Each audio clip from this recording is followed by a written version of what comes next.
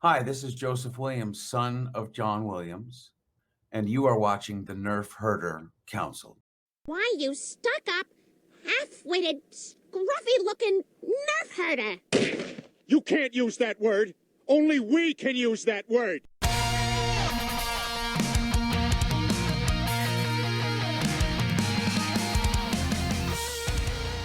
You're tuned in to the Nerf Herder Council, your source for Star Wars opinion, conversation, and debate. Featuring your hosts, JT. I don't care. It's close enough. I'm not here to be accurate, god damn it. I'm here to just say it. AJ. They literally sneak out by hiding a girl under a giant trench coat like a Three Stooges gag. What the f***, Disney Plus? Come on now.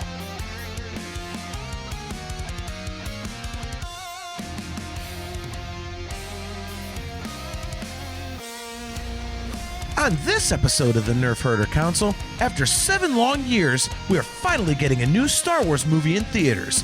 We're giving our thoughts, hopes, and expectations for The Mandalorian and Grogu. This is the Nerf Herder Council.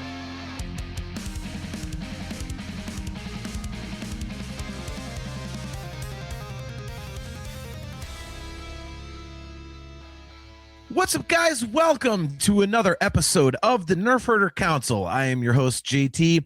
We are live on our Facebook page and our YouTube channel and our Twitch page. And we are also live on the Facebook page and YouTube channel of the Virtual Cantina Network. We are at those locations every other Wednesday at 8 p.m. Eastern Time.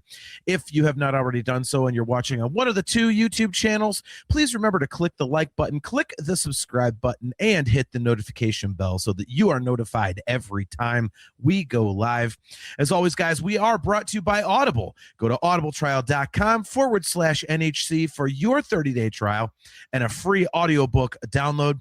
If you would like to get some awesome customizable Nerf Herder Council swag, as I did recently, I'll talk a little bit about that at the beginning of the show.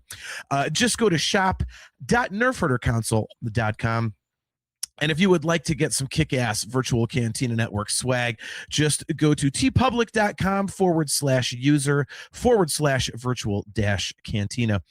Guys, the views of the Nerf Herder Council may not necessarily reflect those of the Virtual Cantina Network, and there could be some bad language on our show. So if you're not into that sort of thing, you might want to bail out now. Also, there are no spoilers for Mando and Grogu. Mandu and Grogu. There we go, as we like to call it. There will be no spoilers on this episode. We have not seen it, and we have also stayed away from spoiler reviews. So there will be nothing to spoil the movie for you on tonight's episode. Before we get there, though, I do have to remind everyone that the Virtual Cantina is presenting Boonta Eve Special Edition Texas 2 Electric Boogaloo on Friday, August 7th, 2026 from 8 until midnight at the Revel Patio Grill at 9305 Western Road in Frisco, Texas. It's a $35 ticket. For adults, kids under 12 are $30. Have to have a paid adult with you. VIP is $50. That includes early entry, line skipping, priority seating, and special swag. That is obviously at Rebel Scum Con 2 down there in Texas in August. There will be meet and greets, sabak courtesy of our friends at Hyperspace Props, and live band karaoke plus full bar and food menu available. Got to shout out our amazing sponsor. For that, it is New Hampshire LASIK Associates, the official sponsor of Boonta Eve, Texas, too. So without further ado, let me bring on my esteemed co-host. He is, of course, my best friend, my brother, AJ. How is it going, man? How's life? We got a lot to talk about tonight. Dude, I'm taking a pause from a very busy life right now to talk Star Wars. It's one of the great things about having a Star Wars podcast is that you can actually just block out the world for as long as you're watching the show, on the show, participating in the show, whatever it may be. Life is always better when Star Wars is in it, right? It's a movie release week. We haven't had one of these in 7 years. I don't care if the movie is utter dog shit. We get to get hyped to see Star Wars on the big screen again. I can't wait. How about you? Yep. I'm as stoked as can be, man. I'm seeing it twice in 24 hours. Yes. And the second one, I was specifically requested to drive to Michigan because I'm going with my friend. We're taking his daughter to her first Star Wars movie, and they wanted like the nerdiest Star Wars fan they know to go with them to kind of enhance the experience. And I was the one who drew that assignment. So kind of cool, man. Kind of cool. So I'm very excited about that. It's not every day that you get kind of recognized for being a super nerd like that. So yeah, it's going to be pretty awesome. But as always, man, you and I are going to see it together the first time, and we will be there tomorrow night. It's a Thursday for us at 9 p.m. And we'll be eating Red Robin beforehand, which is always a good time. Bottomless steak fries never suck. So the only question is, will I be getting my AT-AT popcorn bucket tomorrow night or on Friday? Haven't decided. Well, I guess that comes down to availability, doesn't it?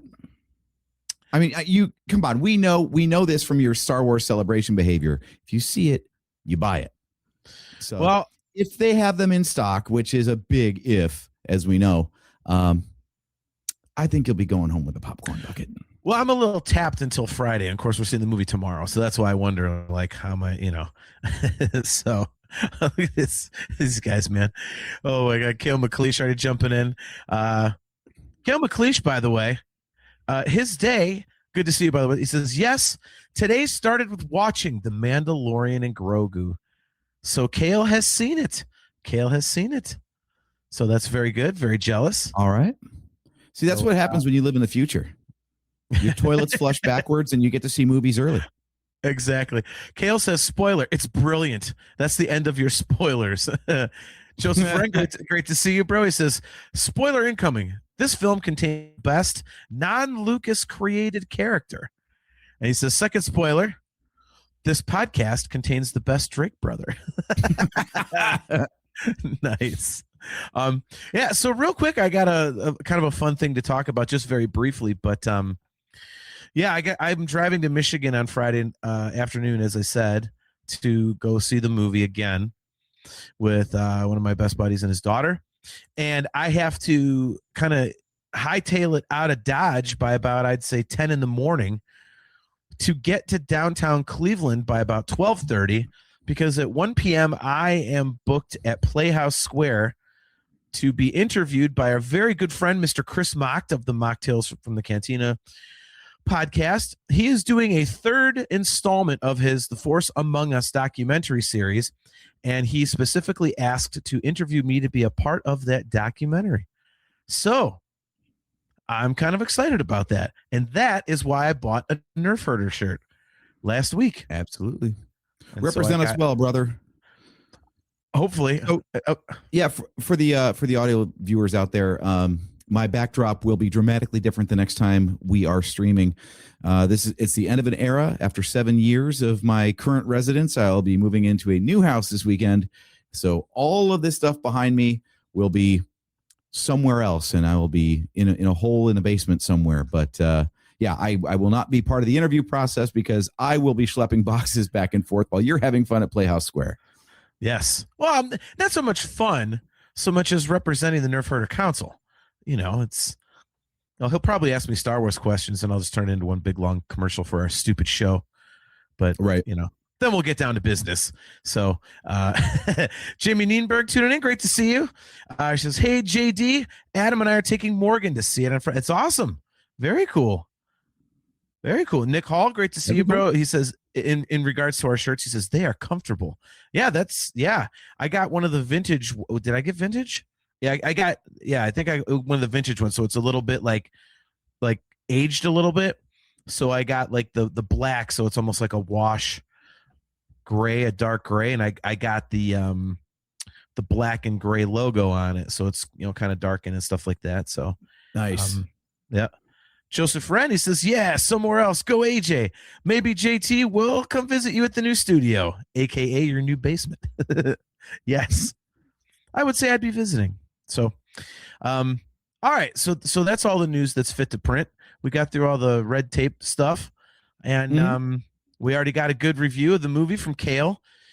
So let's dive right in, man. As you said, it's awesome just to go see a Star Wars movie in theaters again, and that's a good place to start because I completely agree with you. It's like you said, it's been 7 years. I actually read a non-spoiler review today where they were talking about how, the world was very different before. The last time we saw a Star Wars movie in theaters, it was, it was 2019, and all of a sudden now things are so much different. It's like, yeah, things are kind of different. Mm-hmm. So very, very interesting about that. But yeah, this is where Star Wars was meant to be. And I am as jacked can be.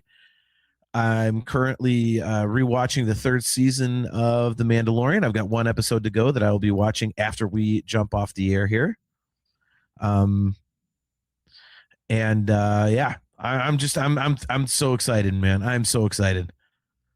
I don't think there's any way this is going to be anything but awesome for me and for us. Yeah, speaking of the world being different, I think we both had the same reaction when we first saw The Rise of Skywalker. We were stoked. We were over the moon about it. We enjoyed the hell out of that movie upon first watch. And that used to be the culture, was you'd go into a movie excited, like boundless optimism, right? And then, only if it sucked would you then start, calling it crap. Whereas now it just seems to be, especially, we're perpetually online, the fun thing to do, or at least the popular thing to do, is talk about how unexciting something's going to be, or how it's going to disappoint and all that. And what is the point of letting yourself down and being moody about stuff before you even have cause? And so much of this movie, like, the one thing that is interesting about this is everybody that I'm talking to, it's a very mixed reaction, very little optimism. It ranges from, I didn't know it was coming out, to, all right, maybe I'll watch it. Like, it's weird how it just flew under the radar. How did it fly under the radar? It's everywhere.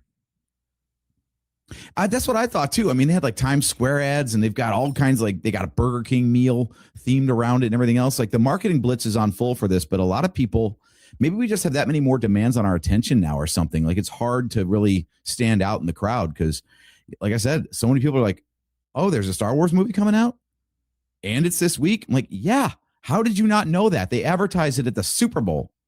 Not well, but they advertised it at the Super Bowl. We got tauntauns. I will say, I had a show over the weekend. By the way, Sam Gangadine checking in. Great to see you, Sam. Hello there.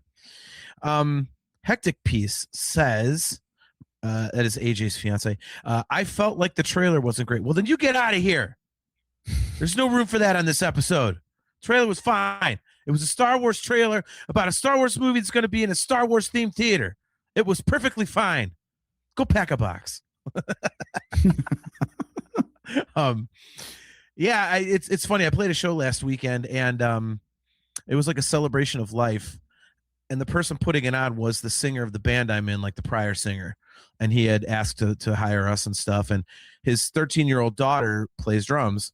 And so she came out and she was, going to play some stuff with us. And I said, and she's a huge Star Wars fan.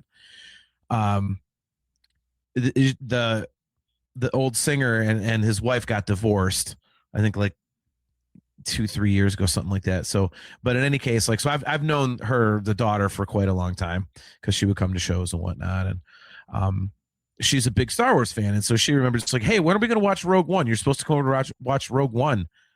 I was like, wow, you remember that? Yeah. Well, and I couldn't say, well, your parents got divorced, so things got a little awkward. I didn't want to mess with anything and, make anything weird between everyone. But in any case, I said, so are you excited for the new Star Wars movie this week? She goes, what? There's a new Star Wars movie? And I was like, Ellie, what are you talking about? You're a Star Wars nerd and you're 13 years old. You're old enough to see this stuff. How do you not know this? So I don't know. I don't understand how people are not aware. It's so weird. And I get it. Like, we're super nerds, but it's a Star Wars movie. That's usually like a cultural phenomenon. So yeah, I think I think they might be the victims of their own strategy. Maybe it's just because like everything moved to Disney Plus and there hasn't been a movie in 7 years. So everyone's just kind of moved on from Star Wars a little bit. Like if you're not a Disney Plus subscriber, Star Wars is not in your life. Well, and even the stuff that has come out is a little, it's not a movie. So it's easier to just not pay attention to.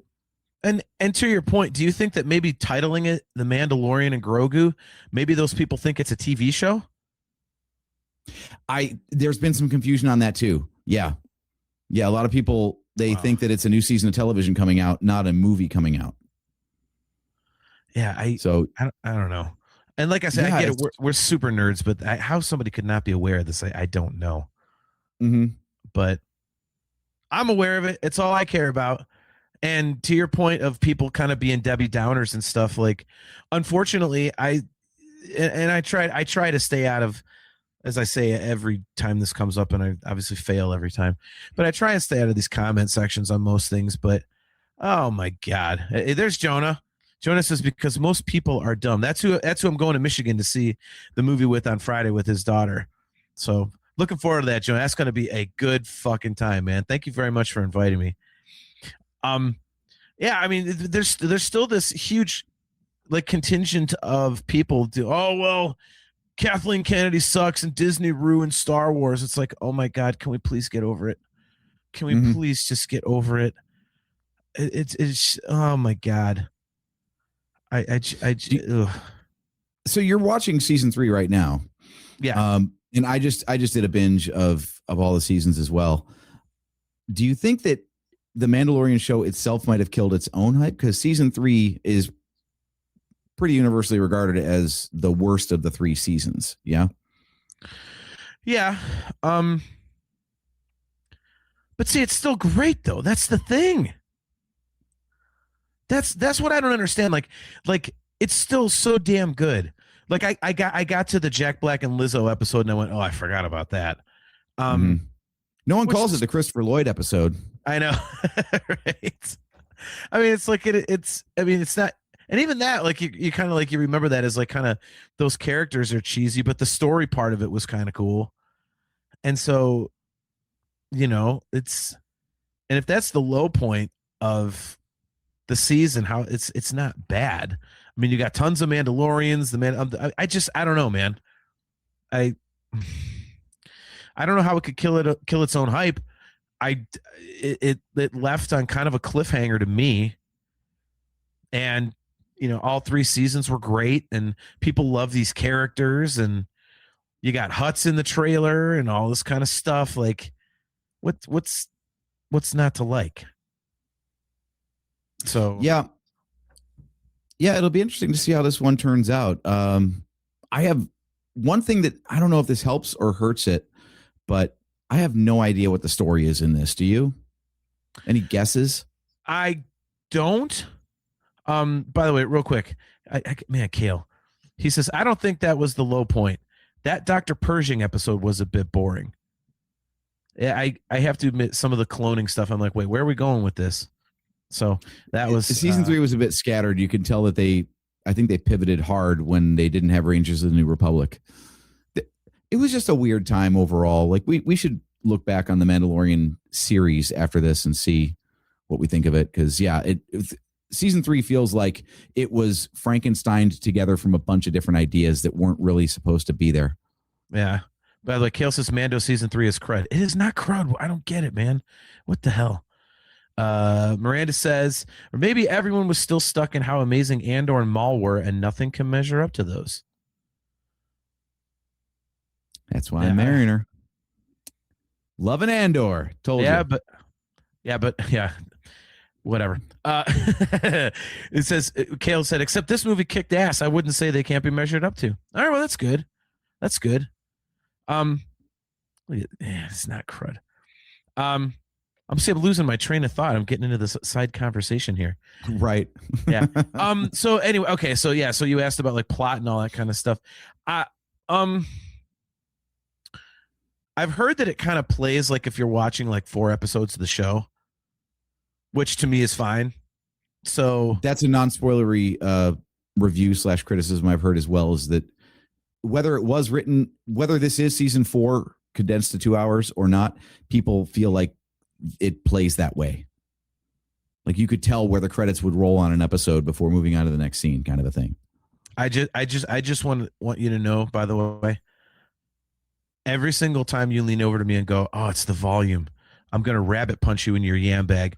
So you better not say that tomorrow night. Just watch that. I feel like we're going to see a lot less of that because they got a movie budget. They got to spend a season plus's worth of television budget on one movie. So, right. And they've done I have seen a lot of behind the scenes stuff, and they are very proud to take people on tours of the props department and show them like all the shit that they made for real. Yes. So they can, it's not digital. And yeah. Who's that Mythbusters guy? Because he was in a couple Adam of Savage. those. Okay, yeah, I saw a bunch of that, which was cool. Yeah, I don't know. In terms of the plot, I've read like kind of like a non-spoilery kind of brief synopsis.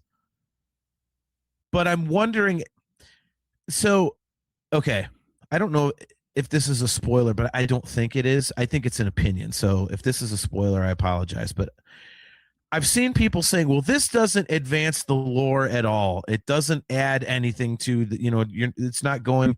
And I'm going, how do we know that for sure? Right. If it's one thing we know is that they can make, quote unquote lore out of anything at this point. They can kind of like write something down the road that kind of makes this other thing go, oh yeah, that makes, yeah. So I'm interested to see what we get, because I don't see why they would just, like you said, potentially condense season 4 into a 2 hour and 10-minute movie and move on and just have it mean nothing. I don't see how that can be a thing, especially because of the fact that you did have the cloning thing and a kind of like a bigger story hanging over stuff at the end of Mando season 3. I mean, you got to do something with that eventually. So I have a hard time believing this is not going to tie in somewhere down the road. Yeah. We know that, the Kathleen Kennedy took the stage at, was it D23 or something a few years back, and laid out this whole huge roadmap for Disney Plus and this interconnected live action universe that was going to culminate in a movie. And, that was The Mandalorian. It was Book of Boba Fett. It was Rangers of the New Republic. And I feel like there's a fourth show that I'm forgetting, but there was Ahsoka. Mm-hmm. So there was 4 shows that were supposed to all culminate in a cinematic event, and this is not that. Yeah, they've been asked directly about that, and they're like, no, this is not that movie. They've also not said that won't happen, but obviously they pivoted because of the whole Gina Carano thing, so they scrapped the Rangers of the New Republic show. So everything has really changed from the initial ideas of what they were going to do with this era of storytelling in Star Wars. And I'm kind of curious to see how that shakes out and see where they, pull some of those threads from. But these criticisms like, it doesn't add to the lore. I'm like, but didn't we all love The Mandalorian when it first came out because it was just its own thing? It was an easy entry point. You didn't have to know anything about what had happened previously. Yeah. So after such an absence of these characters in particular, like, when did season 3 come out? Like 2022? Oh, dude, I am the worst. Was it like 1 year after the other? Yeah, I think it was 2019, 2020, 2021 was Book of Boba Fett, and then 2022, I think, was season 3. So it's been 4 years since we've had anything Mandalorian come out. And Favreau talked about this in interviews. He's like, kids that were too young to watch The Mandalorian are now the perfect age, that 12-year-old mark, right? Yeah. So this is meant to serve as an entry point and also pay off. Like, if you're a longtime fan, there's enough stuff in there for you too. But the idea is we kind of have to reintroduce these characters again, because even if you have been following, it's been years since you've seen any stories with these characters. So we have to reacclimate you to, this is the world, this is the timeline, these are the characters, and so on. Yeah. So it is kind of standalone on purpose, but it also does act as a entry point to future stories. See, and yeah, I mean, it has to. I mean, this is not like Solo or, I mean, Rogue One you could throw in there if you want to, because it's just, hey, how did they get the Death Star plans? But then, of course, stuff branched off of there. But Solo was literally just, hey, where did Han Solo come from? I have a hard time believing that that's what they're doing with this. I think there's no way they're doing it. From what I've read, I kind of gather it's not what they're doing with it. I've seen some stuff that suggests like this is the end of these characters. Like you're not really going to see Mando and I'm sorry, we keep mispronouncing it. Mando and Grogu. Man, like I have a hard time believing that too. They're too popular, and there's too much meat on the bone still. So, Pedro's getting expensive though. Yeah, dude. With all the deep fake stuff that they have, you mean they can't have like recreate his voice? I mean, come on. Look at Kale. It says, man, I feel like I'm gonna need you guys to stop talking and get in line for your midnight screenings because I want to talk about the contents of the film. Well, you'll get messaged about this one. Don't believe me, man. Or believe me, man. Don't worry. Yeah, don't believe me. I'm gonna message you. Don't believe me when I say that. Yeah. So, couple chat pieces here. Let's see. Let's kill. Let me see. Yeah. Joseph Wren says this midquel doesn't advance the lore, quote unquote. So what? Is anybody surprised to know what happens after? Luke Skywalker defeated Darth Vader. Anybody that read comics, or cared enough already knows. Yeah. Miranda wants to know: do you guys prefer a season broken up into episodes or a 2-hour movie condensing a season into one sitting? Well, I can answer that. That I can answer is that for a AJ. great question. No, it's not. It's I can answer for you. AJ prefers a 2-hour movie. Because if you take Why? a 2-hour movie and then you add some stuff to it and stretch it out over 6 episodes, it becomes something awesome that you have zero appreciation for. I was actually going to say that. We know how it works in the opposite when you try to pad something out. So let's see what happens when you strip some things out. Oh, wait, we have that. That's Andor season 2. Critically acclaimed, and you're wrong. No, I actually talked to a couple people this week that weren't big fans of Andor. I thought I was the only one. And they're like, no, I felt it was kind of overrated. I was like, yeah, one of these times I'm going to get him on the show and I'm just going to bombard you. I'm just going to overwhelm you with people on the screen, just telling you that you're wrong. So there you go.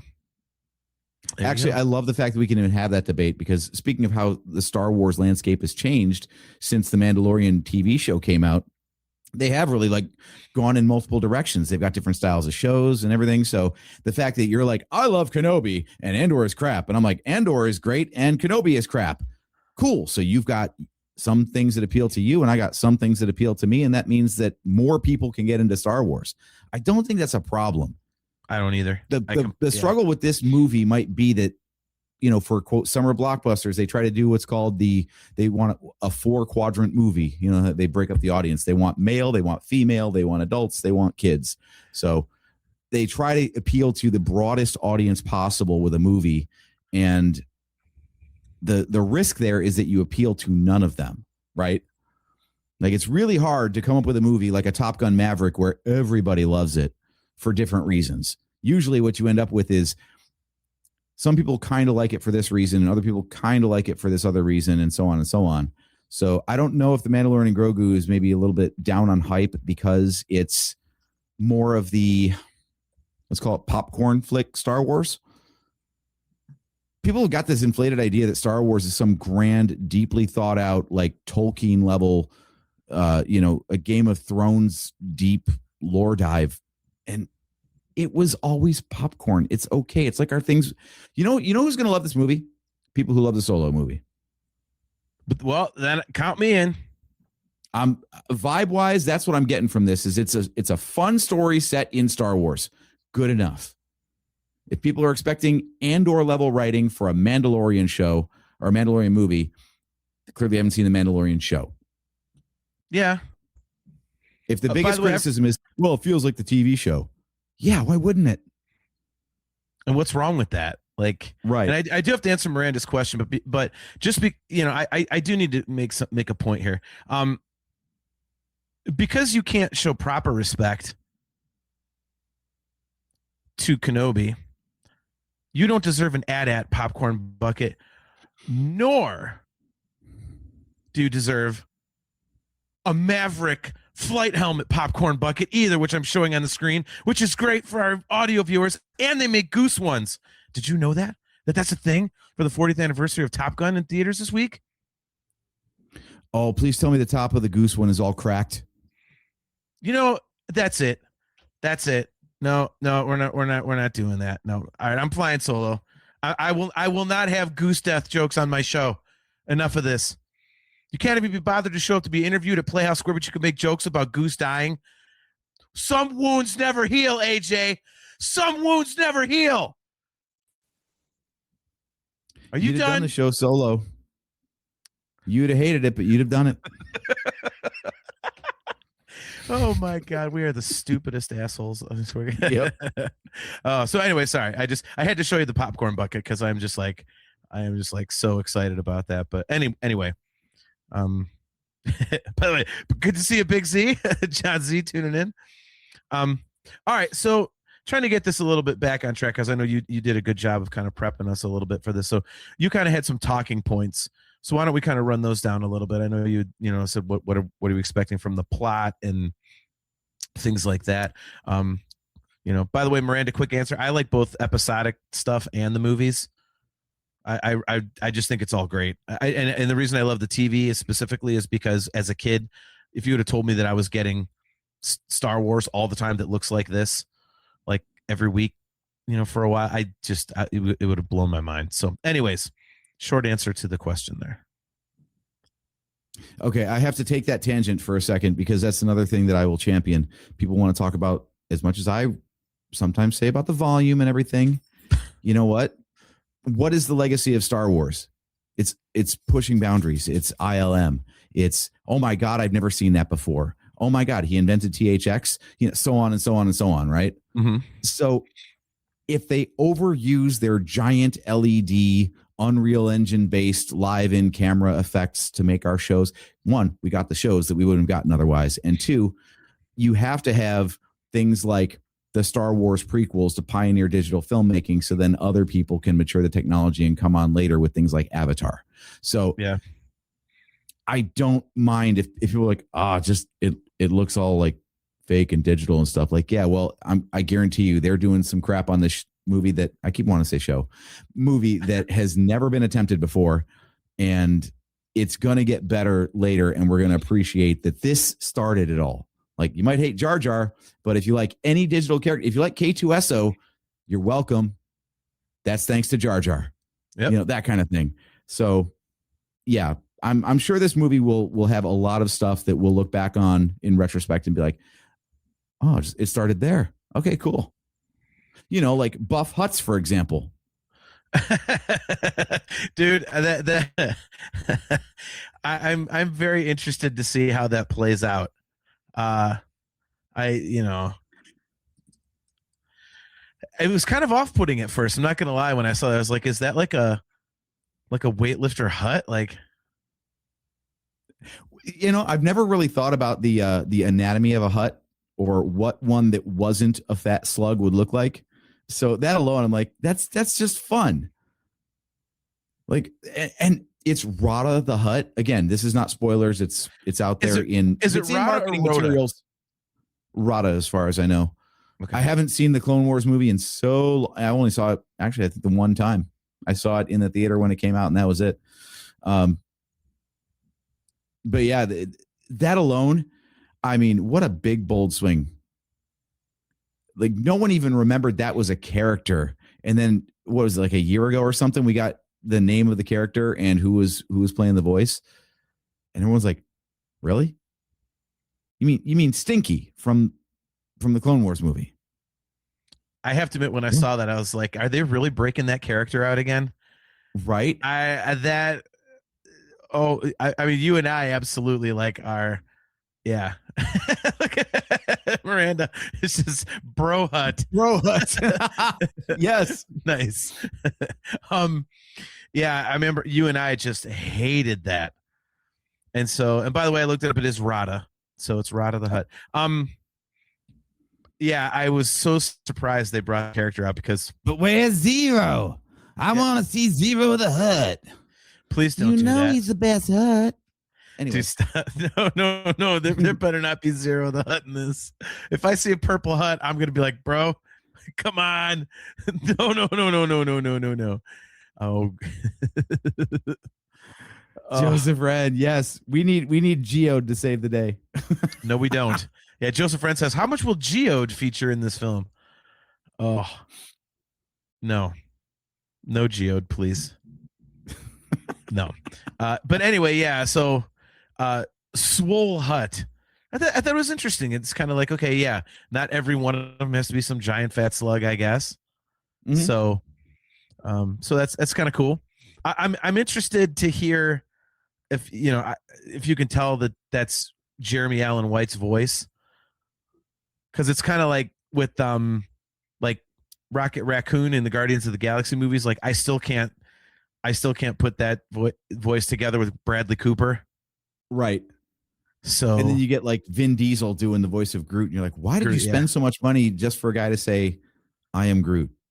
Yeah, exactly. Wow. I don't know what that payday was, but it was too much. Yeah. So like Star Wars loves to do misdirects, right? Especially in its marketing materials. They've even gone the Marvel route at times of actually editing footage for trailers to omit details to throw you off. So directly below you on the screen is a picture of the twins, which showed up in Book of Boba Fett. Yep. So among the Hutts, who do you think is actually like a major factor in the story?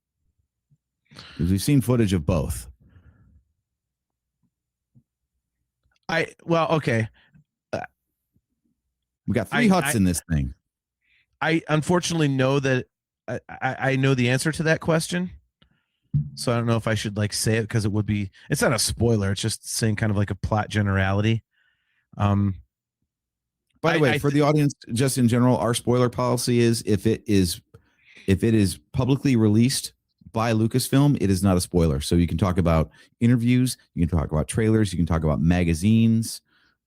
Whatever they put out is fair game. Okay. Travis Mitchell tuning in. Great to see you, man. Says, how's it going? We are doing well, man. Hope you are too. Since I already saw it, I mean, are you familiar with the answer to that question? Or are you still like in the okay? So then why don't you talk about that one, because I know the answer to that. So yeah, Kale he says he says so do I. I want to hear AJ's answer. Kale keeps like he keeps flexing on us that he's seen the movie. Yeah, listen, yeah, you live on a prison island, you bastard. Don't post up on me. He's like every guy before Christmas. They just can't keep their secret, and they're like, do you want it early? Do you want a hint? Kale and I have such great conversations. You just want to know what it is? I know Kale's chomping at the bit because he's just like he and I have had great conversations about stuff like this. So anyway, all right. That's the curse of seeing it early, Kale. Is the first thing you want to do after seeing a new movie is talk about it with all your friends, but you can't. That's what you get. Well, the first thing I do is find people I know who are a-holes, and then I text them or Facebook message them with all the details, so I ruin it for them. It's like, so you're friends. Yeah. Yeah. Anyway, no, all I know is what I've seen from trailers and whatnot, and since there are actually scenes between the Mandalorian and the twins, I'm going to guess that they play more of a role in this than Rada does. Okay. Yeah, to me it was interesting seeing them in there in the trailers, and you know, it'll be interesting to see how it's handled. You know, because I remember speaking of things and how far they've come, special edition inserted scene Jabba versus we got CG Hutts now, and they look fantastic, right? Yeah. Well, I can't wait to hear the voices. Because the twins are like Jabba's cousins, right? Isn't that the I think that's the twins are Jabba's cousins or something. So Yeah. And what was it? What was it they just did recently where they actually got the Jabba voice right? What the hell was that? There was something that just recently that did that. I can't remember what it was, but they finally got that voice right. It might Bad Batch? It was, maybe it was Outlaws. Maybe it was Outlaws. Probably Outlaws. Yeah, the Huts are in that. And I was like, really? They can do it for a video game, but they couldn't get it for like movies or TV shows. Like, yeah, it's going to be interesting to see how they play that out. Again, I'm familiar with kind of what the balancing act is between that, but I think it's kind of cool to bring them back at all, honestly. So, what is your spoilery source that informs your knowledge here? Star Wars Newsnet. Okay, so you have been going to like spoiler sources. Got it. No, it's not spoiler. Like I purposely Google non-spoiler reviews so that I'm not getting anything, with people like, here's the plot, so there's like just generalities. So I have like basically the synopsis in a way, like a very short synopsis, but that's it. So yeah,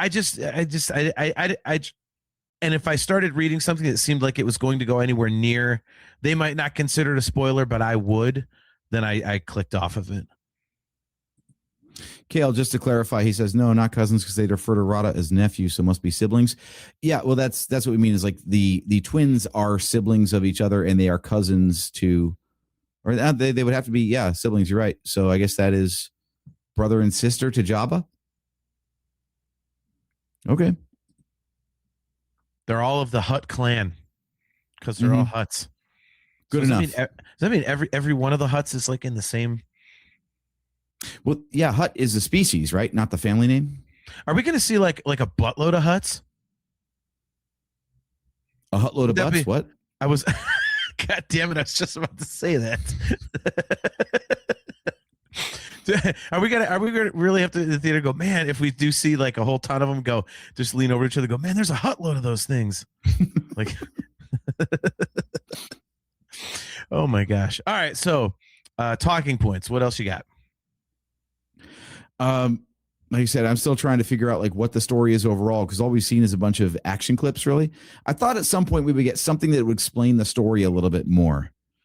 For a sizzle reel to get people hyped.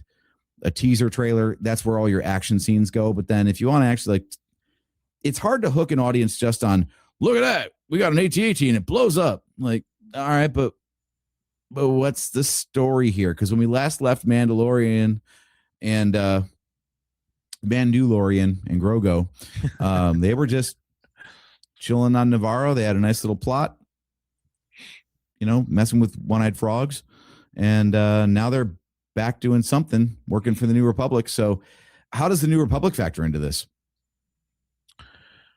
So my assumption is that it's kind of like Mando. I mean, we already saw he kind of like came over to the good side. So I would have to assume that he's kind of hiring him, but I wonder what they're hiring him for. Yeah,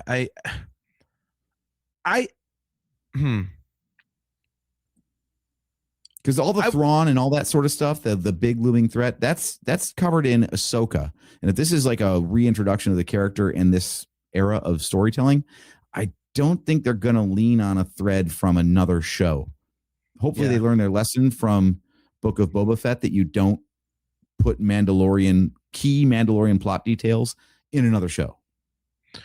Well, I think for this one, like I'm kind of guessing that I would assume, and maybe this is just wishful thinking on my part, but I would assume that it's going to be something relating to like something Imperial. Because I feel like when you've built up 3 seasons of the show, you don't just pull out a movie and then go, hey, it's a big swing there based on the show, brother. You got 3 seasons. You're like, oh my God, the Empire, really? Well, but what, that's what I'm saying. Like, I don't think they're fighting the Hutts. It's not going to be like Mando versus the Hutts. That's kind of already established. It's not the stakes like that aren't big enough for a movie. I feel like if he's on a mission fighting for the good guys. It has to be going against the bad guys. And the bad guy that makes sense in a movie would be something Imperial. So I'm wondering if that's going to be the case. Like that's the big mission. It would be interesting overall because, you know, Moff Gideon was the big bad of the first 3 seasons of TV, and he pretty clearly died. Spoiler for 2022. Right. Pretty clearly died in the finale of season 3. So they didn't have any like lingering plot threads with that particular bit of the Empire at the end of that at the end of that season. So I do wonder. I like Nick Hall's speculation. I was wondering this myself if they really wanted to trot out Gideon again, maybe a clone of Gideon or at least a modified clone. The other possibility that I've heard tossed around, if they were really reaching, would be to say that actually the Gideon that we saw get offed was a clone himself, and we never actually saw the real Moff Gideon in the finale of season 3. I hope that's not the case. If Giancarlo Esposito is in this movie, they have done a fantastic job of hiding that. No one is giving away that secret in a non-spoiler context. So, and it's that's possible, but that's no signs lead to it. Yeah. Travis Mitchell, by the way, says, my thought is the Hutts controlled a huge part of wild space. If they rescue Rada, he may have some heir to those territories, granting the Republic access to them. Okay. Ooh, make Rada an ally. Yeah, I like that. That'd be kind of cool. I mean, when have you seen the Hutts, the good guys, really? So, it's funny you mentioned Gideon because I wanted to ask you a question. Do you think we're going to get? Because you just said, "Oh man, if Giancarlo Esposito is in this, like they've done a really good job of not letting that on at all." Mm-hmm. Do you think we're going to get any of those big "Holy crap, it's that guy" moments in this? I feel like we will. Who would qualify as a holy crap, it's that guy? I never know until it happens. Talking like a Luke Skywalker cameo, or I thought Han about Solo, or any of the OT. Yeah, well, I thought about like Ahsoka in this movie or another Luke sighting because we didn't see anything with him after So I don't know who. But they seem to like to do that anymore, like that's kind of like something that they've kind of thrown in there here and there's like, oh, look at this. I know you got what's that bounty hunter that looks like the dude with the hat that he uses as a weapon, like he's wearing a walk on his head, Embo or something like Embo. that. Yep. Embo. Okay, so they got him, which is not like a big reveal, I guess, because they already showed him in the trailers. You already know Zeb is in this. Co-piloting and stuff like that. So I don't know, like, in terms of like holy crap cameos or something, like this to me, it feels a lot like this is very much set in what we call the Filoni verse, right? Yeah, we've got animated characters brought into live action. I mean, the fact that Rada the Hutt's in there is like clearly Dave Filoni had some influence on this. And he and Favreau are just like, who can we drag out? Wait, who was in the Clone Wars that everyone's forgotten about? So I'm trying to think of characters that people would be excited to see that are big names from the Clone Wars and haven't already been addressed in movies because they were, from the movies, like a Dooku or a Grievous or whatever. Let's see, who are there any other main Mandalorians that haven't hit live action? None that would survive to this era. They pretty much all got killed off. Okay, that's what I thought. The Clan Vizsla is decimated. Death Watch is decimated. And all the other remnants already got dealt with as well. So I don't think anything from the Mandalorian contingent would be in this. Yeah, I don't. Again, it's if it happens, it'll be one of those like, oh, why didn't we think of that? So I want maybe another Jedi. Like maybe deep fake Wedge Antilles. Deep fake Wedge Antilles is hanging out with the other X-wing pilots. Wedge that's what it is. Wedge has to come in and do that. It's going to be a de-aged Dennis Lawson. Yep. Or it's going to be an aged Cal Kestis.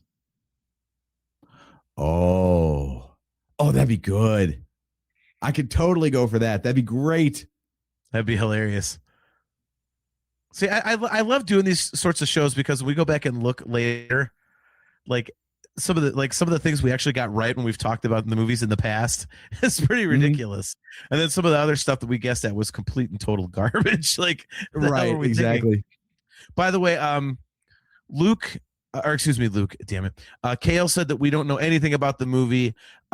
He says even the special look is taken from the first 5 minutes of the movie. Yeah, that's one thing, Kale. Like, that's why I like everything in the trailers and stuff. I've told everybody that's just kind of like a casual viewer who's going to see it. They're like, oh, is it like plot and stuff in the trailers? I said, Star Wars is infamous for giving us all this stuff that looks amazing, but somehow it magically happens within like the first 3 minutes of the movie.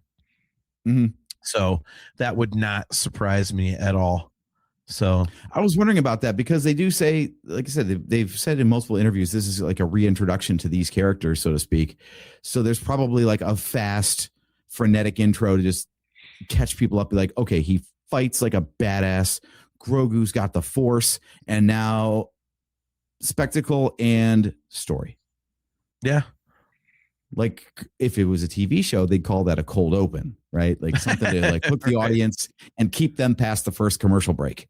Yeah. Like I think that's what's going to happen is we're going to have this awesome action scene. Maybe like that, the AT-AT blowing up is in the first 5 minutes, like Hale said. And then we, cut to the next scene. And that's when we actually get some story going from that point on. I hope so. I think that'd be cool. It's like what we've seen so far is like a greatest hits of him kicking ass. Mm-hmm. And then it starts out with the New Republic coming like, hey, we heard you've been kicking ass. We need you to kick ass for us. Like, watch, they're bouncing along on the ATRTs like, this is like when we were riding the blurgs with Kawil, remember that? And then we got the dark saber, and this is the way. Yeah. Oh, AT-AT. Pew. Got him. So Travis Mitchell, by the way, says, I'm assuming there won't be too many deep cut plot points from the show, but Dr. Pershing is still on Coruscant with a fried brain. Him muttering about Thrawn or something could be a thing. Yeah, because Thrawn was mentioned at the end of season 3, so there could be some tie-in there somehow. Mm-hmm. Maybe. That's not a bad thought. Yeah, there was a lot of they could talk about this later stuff in the finale of season 3 with the Shadow Council and Project Necromancer and all these buzzwords dropped. Like anytime they want to pick that up, we're here for it. Yeah. That's another reason why I have a hard time believing that this isn't going to tie into something else. And that, this is like the end of the line for these characters. There's way too much there. Mm-hmm. There's just too much. So this was we've already covered the negative points and why this movie might bomb a little bit with all the haters and like the lack of interest in these characters and so on. I think this is a good time to pivot more towards like what we're excited for and what the possibilities are. Like you said, the best Star Wars stories always plant seeds that can grow into, trees later, so to speak. And I wonder what we're going to get in this movie that will blossom later. I know they pushed Ahsoka season 2 to next year officially. Mm-hmm. And that's, tied directly into this. Ahsoka got her introduction in The Mandalorian before going into her own series. So do you think that this is like a starting off point for reigniting this phase or era of Star Wars storytelling? Plus, Gina Carano buried her hatchet with Disney and stuff and said she's open to working. Both sides have said they're open to working together again. So maybe Cara Dune is back in play. That would be kind of cool. Nick Hortos. Yeah, I don't know. That's see, I could see it reigniting it. I hope it does. That's one of my hopes. Like I say, I thought the show was extremely high quality all the way throughout. Sorry, Kale, I disagree that the third season wasn't good. Again, rewatching it as I have been the last few days, I'm like, this is fun. Like, I mean, as AJ said, it is a little disjointed, but I still thought it was really good. So I hope so. I hope it gets things going again. I just, they've got the Starfighter project that the movie that they're doing. There's Ahsoka season 2. we know there's going to be other stuff announced at Celebration, if not beforehand. So I just have a hard time believing that this isn't some kind of a springboard for something. Mm-hmm. So I'm going to say, yeah, it'll reignite. I don't know if it'll reignite specifically these characters and this timeline. I hope so, but it's going to do something.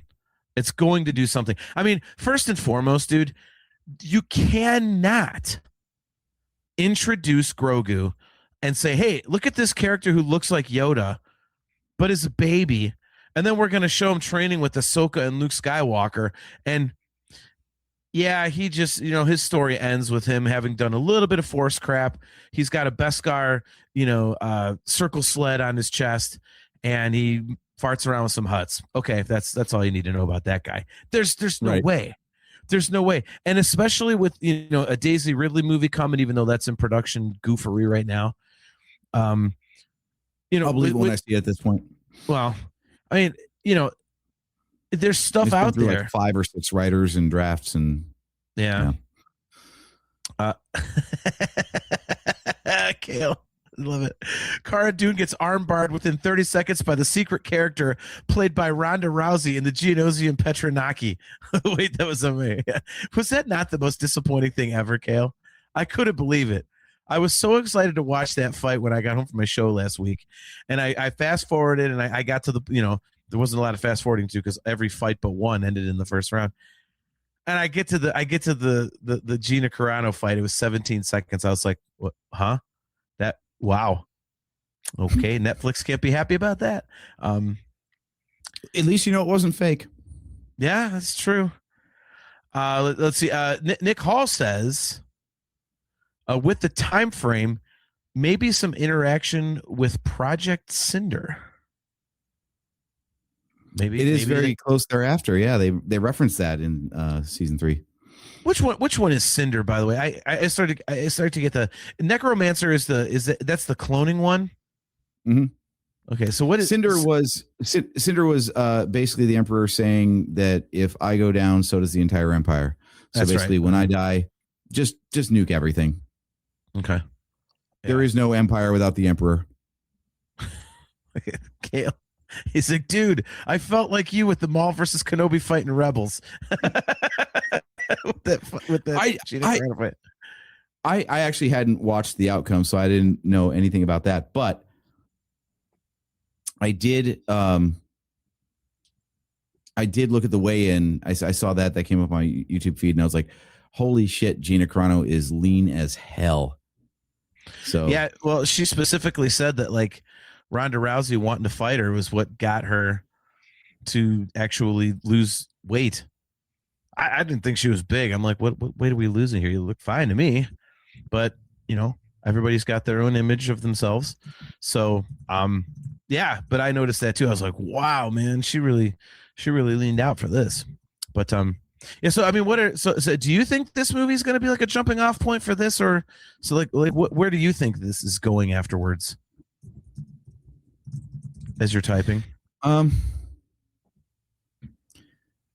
actually kind of nicely going into it blind in terms of that. Like, I think that's the problem with the hype is everyone thinks that they already know where it's going, and like if you're already planning on being disappointed, it's because you've already presupposed what you're going to see.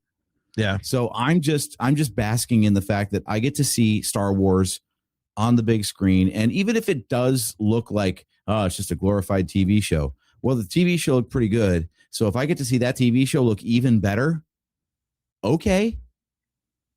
Like, I'm one of the few people that looks at Star Trek Generations and says, boy, Star Trek The Next Generation never looked so good. So, okay. Maybe it's not up to, film standards, but it's going to look better than the TV show ever did. It's new stories with characters that we love. What's not to like? And yeah. We know that they had plans to continue the storyline in through this big culminating event. So I think it's going to, we're still going to get there. It's just the roadmap has changed, Yeah. No, I'm completely with you. I like I said, I think it's going somewhere, but even if it doesn't, I mean, sure, I'll be a little disappointed, but yeah, like you said, I mean, it's fun. I mean, these characters are fun. The storyline was fun. it's interesting. I want to see more of them. And all we've ever gotten to see it, as is on small screen. And now we get it on the big screen in 3D and D-Box. So, by the way, that's one thing I made sure to do on Friday. We picked the theater in Michigan that has D-Box and 3D. So I'm doing the 3D show and the moving seats. So he's getting all the things. Yeah. You know me. If it's got a special feature in the theater, I want it. So for in terms of watching a movie, I don't really care about reclining seats and all that, but Yeah. See, Kale can actually speak to that as far as like what the movie looks like. I mean, it's just at the rate technology advances, even if this was season 4 of the TV show, even the TV show is going to look better. So put movie technology and money behind it. I'm sure it's going to look fantastic by comparison. Yeah. Yeah. I don't know. I really don't have much to say on that because I thought the show looked great. I've never understood complaints about that. I mean, all we had previously, excuse me, was animation. And now we've got all this stuff in like what did you ever think you would see that stuff in live action? That's, like going back to something that we talked about at the very beginning of the show, the outset, why would you bitch about that? Like, it's not like it looks like a 1982, B horror sci-fi movie. It looks cool. I mean, why? Like, and I'm sorry if you're sitting there nitpicking, going, "Well, that's clearly the volume." No offense, that looks fake, and that they clearly didn't. They cut corn. Like, what are you doing in the theater? Get out of here. Go away. Like, have fun with it for Christ's sakes. Like, who's shitting your cereal? Like, I mean, enough. Just can't you? Yeah, it's like, can't you just have? You can tell I've been watching Mammoth videos. Can't you just have fun with it? Like, who doesn't want to go see Star Wars in a theater? Why would you sit there seeing the first Star Wars movie in 7 years and just sit there and try and just poke holes in it? Like, oh man. Yeah. Why are you going if your whole plan is to not like it? Yeah. Why would you subject yourself to something you're not going to enjoy? Yeah. So Kale says the one part I can kind of nitpick is a bit that is a spoiler, so I can't go into that. But all up, it looks fantastic. There were shots that looked like Top Gun to me, and he says, "Oh, it looks freaking fantastic. It really looked beautiful." I always forget if we get pulled off of the live stream if we throw a curse word up there in the comments. I don't want to take that chance. So no one's watching. Yeah, I'm not going to quote Major League, but yeah. You can't say "goddamn" on the air, right? All right. So, what else you got here? What do you want to see? What do you want to see? A fun Star Wars movie. Any visuals or returns or like what have you seen so far that has you the most hyped from like the trailers and whatnot? I like the action in it. I think that's cool. I like that the New Republic is part of it. I'm excited to see Sigourney Weaver in a Star Wars movie. See, that's one of the things. Yeah, I would have to say like Sigourney Weaver is cool. Zeb's cool. One of the things that I've loved about the writing. Kale, what do I want to see? That exact movie 4 more times. Nice.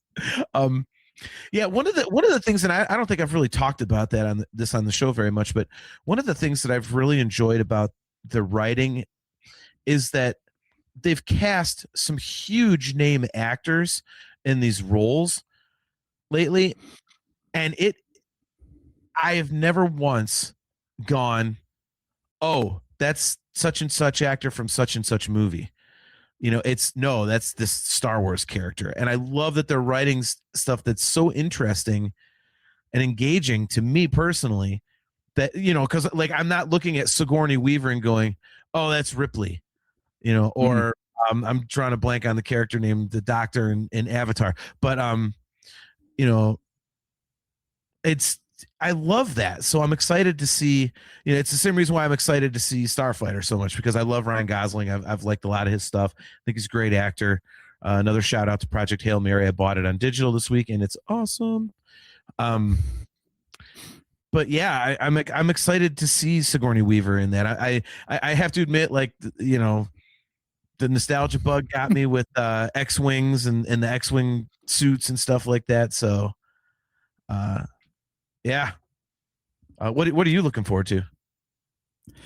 I think what I look forward to most with all the Mandalorian stuff actually is they have such a good way, like including Rod of the Hutt, all this sort of stuff that they manage to pull out of mothballs that you kind of like forget but remember once it shows up.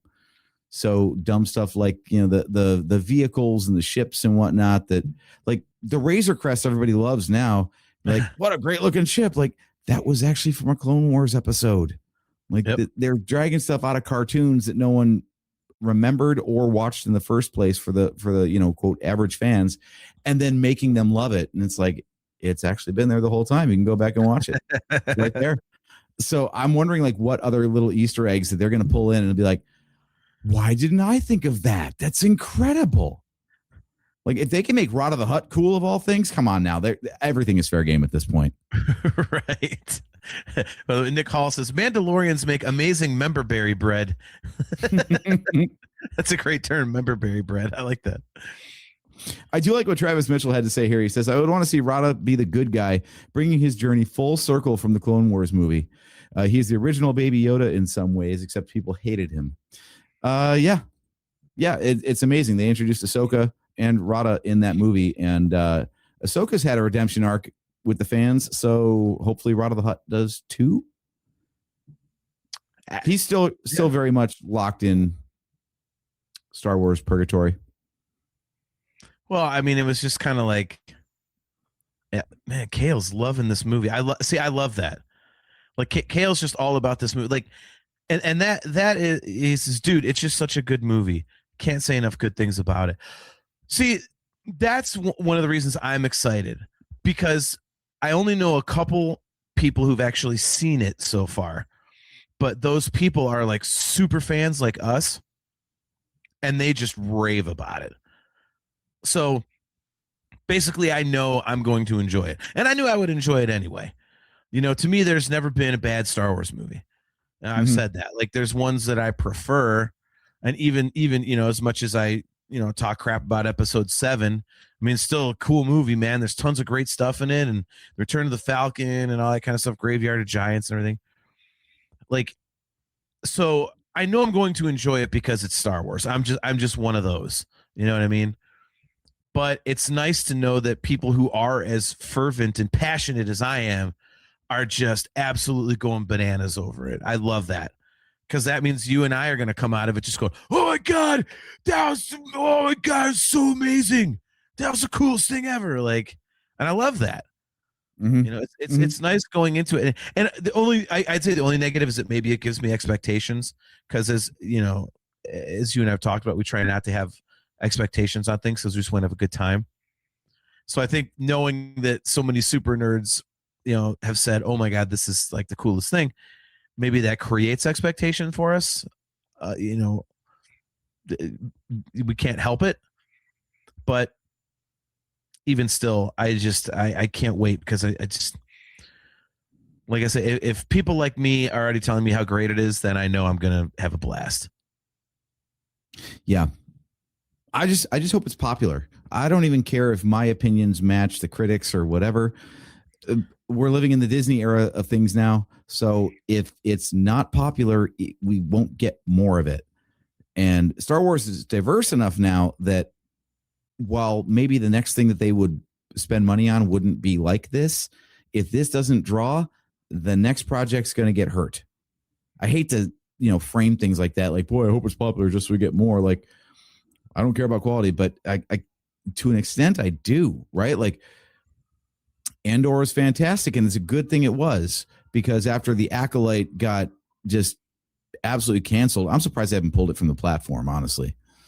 Like, with all the backlash. Willow on it. Right, exactly. Like, so much of what we get now is just driven by finances and fan perception that, man, if this doesn't land, one, it is the end of these characters. We just won't see a continuation of that story. It's not like when Lucas owned everything, and he was just going to keep telling his trilogy regardless. After the first one, of course. Yeah.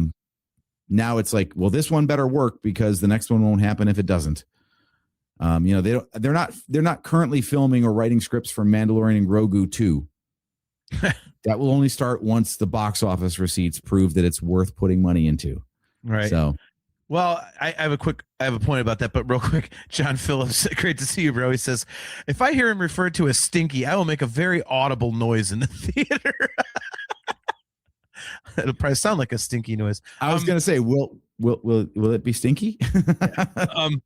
Yeah, I'm hoping. I mean, you bring up a very good point there about it being successful, and having unfortunately the ability to kill other projects. I'm hoping that the experience of Solo kind of teaches people to not do that, because as we saw, Solo was hurt by the fact that there were a lot of people that went, "Oh, The Last Jedi sucks. I'm not giving them my money for this movie." But then they saw Solo after it was released streaming. They went, "Yeah, I really like this." It's like, yeah, like don't, you tried to make a point and all you did was piss on Star Wars. Like, so I'm hoping that they learned, okay, well, let's say you are one of these dingbats that's, says like Disney killed Star Wars, or, well, if you like the Mando show, then go spend your money and get in the movie theater, man. Like, I mean, it's weird. Like in buying tickets to two different shows, one here and one in Michigan, and it kind of varies by theater, but I've seen some theaters like way sold out on multiple showings. And then there's ones like ours, which I think I got our tickets last week, and there were 2 tickets sold for the 9 p.m. 3D showing on Thursday night. And I know like for the Michigan one, for the, it's an 8 p.m. 3D D box. There's like us and like 6 other people. And they're all the D-box seats. None of the regular seats have been sold. And I'm going, what the hell, bro? Like, yeah. And the other reason I want this to be successful is because as much as we love our Disney Plus shows, Star Wars belongs in the theater. And if this movie doesn't get people to show up at the theater, we're not going to get more movies. We're going to get more. Actually, we're going to get less Disney Plus shows. And as much as I love the Disney Plus shows, like it's not the same. It's a different style of storytelling to begin with. So if they smashed a season of television into 2 hours, great. It's going to be a friggin' roller coaster then. That's awesome. But also, that's what I think. I like my Star Wars movies. As much as I love Andor, Rogue One is very different. And Rogue One wouldn't have worked as a season of television, and Andor wouldn't have worked as a movie. So I want to go to the theater to see Star Wars. Rogue One wouldn't have worked as a television show. I'm going to disagree. I think if they would have done it a little more short form, like Kenobi, like 6 episodes, I think it could have. I don't know, because Kenobi didn't work as 6 episodes. Dude, why? I'm going to fart in the theater tomorrow and blame it on you. I'm just going to let it in the theater. Yeah. Nice. Mikhail is just selling the hell out of this in the chat. I love it. Man. Yeah, honestly, I guess we could both agree that that's maybe our biggest hope that for this is that it's successful. Like it does well and kind of like, revives people's desire to go see a Star Wars movie. The interesting thing for me is to see, I'm curious to know if this is going to be successful, because in terms of Star Wars movies, Rogue One was a success, but it was bolted so directly onto A New Hope and that era of storytelling that makes sense. Solo was a flop. It was a standalone story that did not contribute to the quote Skywalker saga, and Rogue One was close enough to contributing to the Skywalker saga that it really kind of counts in there a little bit. This has nothing to do with those characters or that timeline. Like it's in between trilogies. And that might be another demerit, is like, well, we know the First Order is going to show up in like 20 years. So why do we care about this? So I wonder if fans care about an era that they already know is in the middle of other stuff that is supposedly more important. Like the Star Wars, we've danced around this topic a lot. This idea of like, outside of the quote Skywalker saga, how much do fans really care about Star Wars storytelling? Until it loops back into the larger, because they've already told the biggest story in the entire franchise. So when they're telling side stories or adjacent stories to that, especially when they don't tie in, how much do people care? That's a very good point, because you would kind of think that, like, I would say casual fans, like, they would go, it's like, oh, I know, you know, I mean, and you know what it probably is? It's kind of like me with the Marvel Cinematic Universe. You know, I haven't seen the Eternals. You know, I haven't seen some of the recent stuff because I'm like, who the hell is that? You know, I know Captain America and the Hulk and Ant-Man and, you know, Thor. Mm-hmm. And like I know those characters. So, but the ancillary B characters, I'm like, well, what is that? So maybe you're right. I mean, that's a very good point. People might be like, oh, it's not Luke Skywalker and Darth Vader. You know, like, so maybe it keeps people away. I don't know. I assume, and this is me being stupid, but, you know, I just assume that, you know, because of the popularity of the Mandalorian television program, I would think people would go and see the movie. I mean, baby Yoda, like Grogu himself, is a draw. So you would think that there are enough people out there like, oh, I love Baby Yoda, that they'll actually watch the movie for Baby Yoda. So yeah, I think this is written to draw in more general audiences than the true hardcores. Like, I know you don't like Andor, but Andor was written for the hardcores. Yeah, I'm hoping that word of mouth really sells tickets for this. I really am. Mm-hmm. Like, well, I'm sure we'll be trumpeting it loud and proud. So hopefully, yeah, other people do as well. Because as Kale pointed out, the critics don't love it so far, but critics don't know shit. They really don't. No, yeah. It's like the negativity just seems to be like, you know, and here we are telling people to not be a-holes, like we're being super positive, but like, it's like you said, like the negativity just seems, it's like, it just permeates stuff, and it sucks because, you know, social media and people online hiding behind a keyboard really have like a strong influence on these things anymore. And maybe that's just us just being, get out, you know, Abe Simpson, you know, old man yells at clouds. Like, maybe that's just us, like, kind of, you know, being wistful for a better time, you know. But I don't understand that. I just don't understand that. You know, I look at these people online, I'm like, you're a moron, and I look the other way mostly, unless I'm on a dog post yesterday and some guy was happy about something bad happening to a dog, and I just couldn't help myself first thing in the morning, just commented "fuck you" in all caps. But you know, other than that, you know me and dogs. Other than that, I just kind of look at it and go, you're a moron. And, you know, I move on, and I'm going to form my own opinions. If I like a property, I'm going to give it a shot. Like, you know, like, I watched every bit of Andor, even when I wasn't getting into it. I didn't stop watching Andor because I was like, yeah, this is. Oh, you did watch it all? Yeah. What? You said you couldn't finish it. No, I thought you said you gave up on season 2. Dude, damn, that is really disappointing, because I was giving you a partial pass, thinking you hadn't gotten to the best stuff yet, but apparently you did, and still didn't like it. I said this. I told you, the last 2 episodes were the saving grace for that show for me, because I went, okay, now crap is actually happening. Again, up until then, yeah, there were some things, but there was also a lot of stupid filler crap. Again, these a-holes sitting in a swamp taking pot shots at each other for a whole episode while he's just farting around in handcuffs in a spaceship. And like, what is that? What is that? That's the start of the season. That's why I thought you hadn't gotten any further past it. No, it was dumb. But no, of course, no. Okay, we're gonna do an Andor series recap show, and I'm gonna come on here not having seen all of it. Yeah, what the hell is? Shut up, man! Like, come on. It's like, yeah. By the way, guys, our next episode is going to be our review of the Mandalorian and Grogu, and I only have time to go see the first half of the movie, but we're going to review the whole thing. Like, come on, man. But holy shit, dude.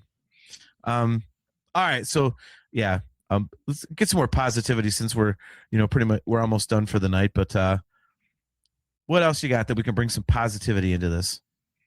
Do you have any more talking points? Well, do we have positive thoughts about a Razor Crest? Yeah, it's cool. I love that. Joseph Friend. Yeah. Love it. Joe says, spoken like a true influencer, JT. I influence tens of people, Joe. Right. Yeah, I love it. I think it's cool. That's, again, like I like the little nostalgia hits. You know what I mean? So I think that's cool. I think one of the reasons I like it is because it gives him the opportunity to haul more characters around instead of, with the N1, it's him and Grogu. So I like that's kind of like, ooh, who else can they put in there? So, yeah, I'm a big fan. What about you? Yeah, I mean, going back to being a bounty hunter, you need to be able to haul bounties. Yep. Can't do that in the N1. Although I'd like to see it. I'd like to see like a portable carbonite chamber or something, and he just like drags him behind like cans on a honeymooner's car, like just married. Now it's like just bountied, and they're just like flapping in the breeze behind him. He goes too close to an asteroid, it bangs off it. Like, sorry. Like, no, I mean, they should be quite well protected according to C-3PO. So very true, very true. we can get, but see with the Razor Crest, we can get a refresher joke. True. He hasn't evacuated since the solstice. So yeah, I mean, can we get that? Can we just get like the refresher door opening and Grogu coming out and his little animatronic hand just goes woof, like don't go in there waving like smell away from his nose. Maybe he force pushes the evidence down. It shows him using the Force to get the toilet paper because he can't reach. Yes, that's what we're gonna see. He pokes his head out, like kind of like looking to see if anybody's out there, and then he turns around. And it's like the camera goes behind him, and he's actually got his other hand using the Force with the plunger, like he's force plunging the refresher. Maybe that's how they train younglings with the Force. They put the toilet paper like 10 feet away. Like, you can't get off the hopper, by the way. It's Jedi toilet training. Right. See, look, there you go. Kale McLeish, Rashy and discharge.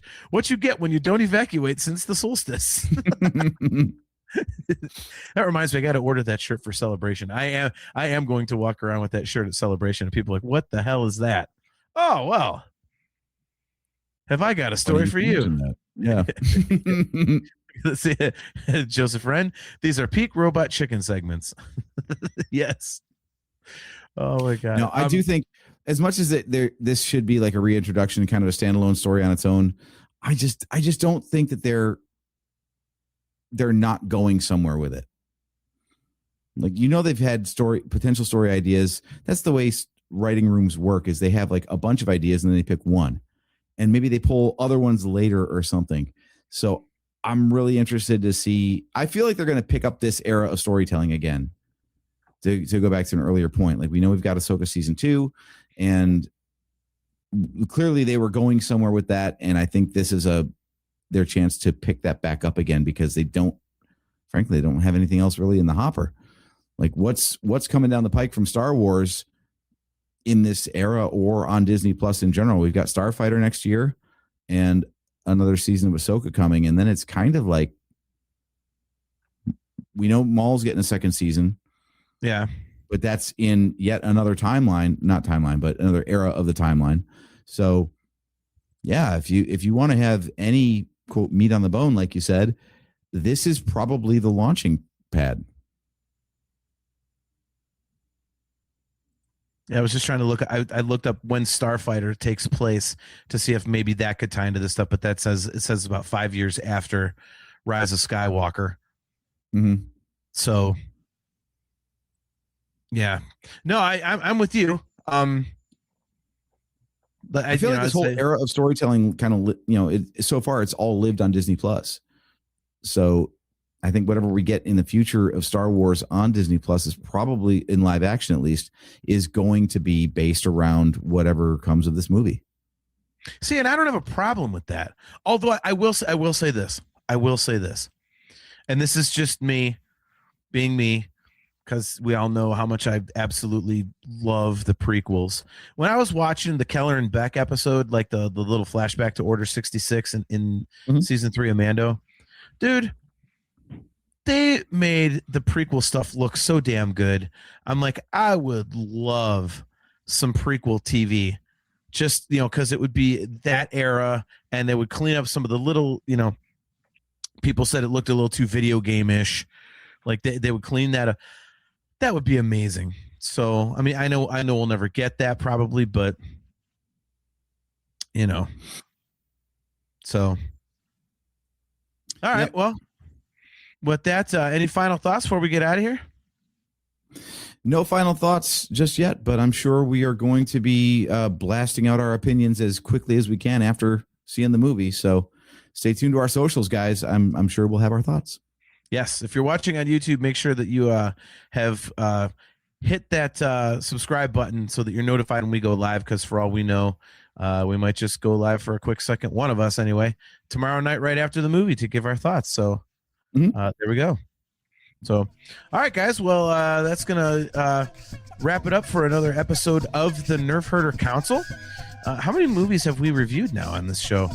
It's everything since starting with episode 7. Force Awakens. Yeah.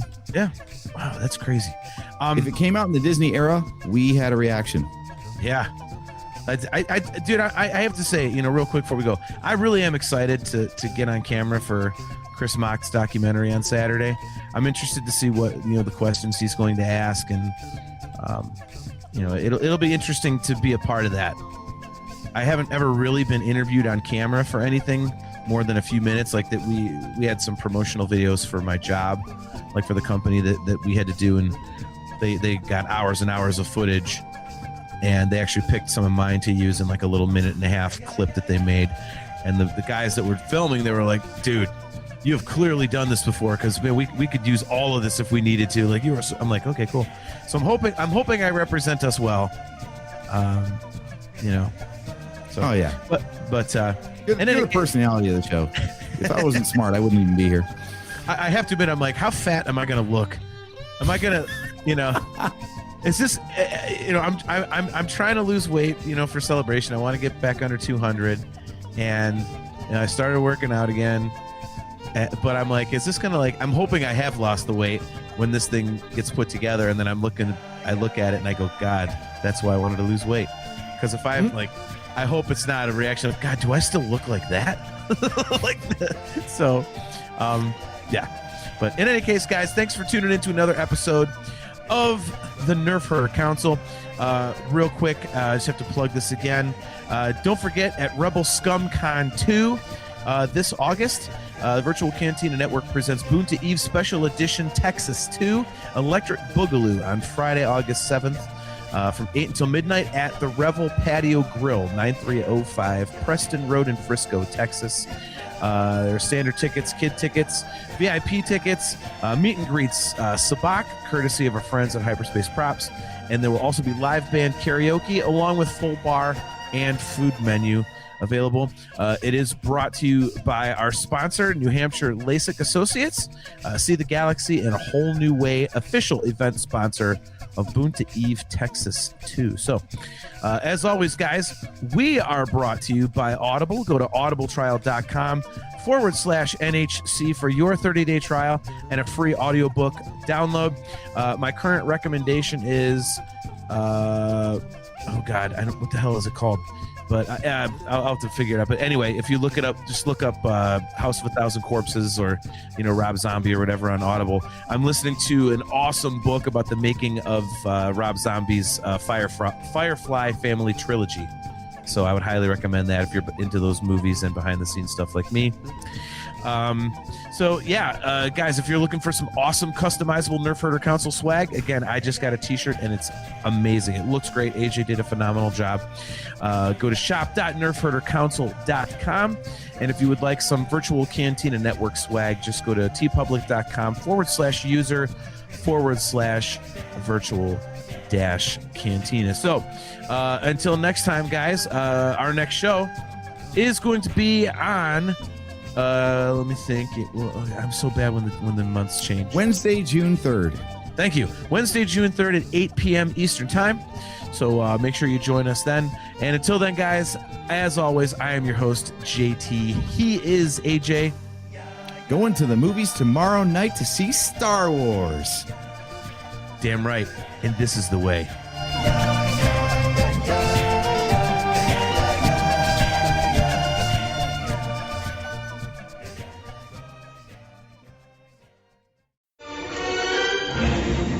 Bucket of bolts is never gonna get us past that blockade. This bucket's got a few surprises left in her. Plus, me and Chewie are on it. Ain't that right, Chewie? Hell yeah, you my Nerf herder. You my Nerf herder.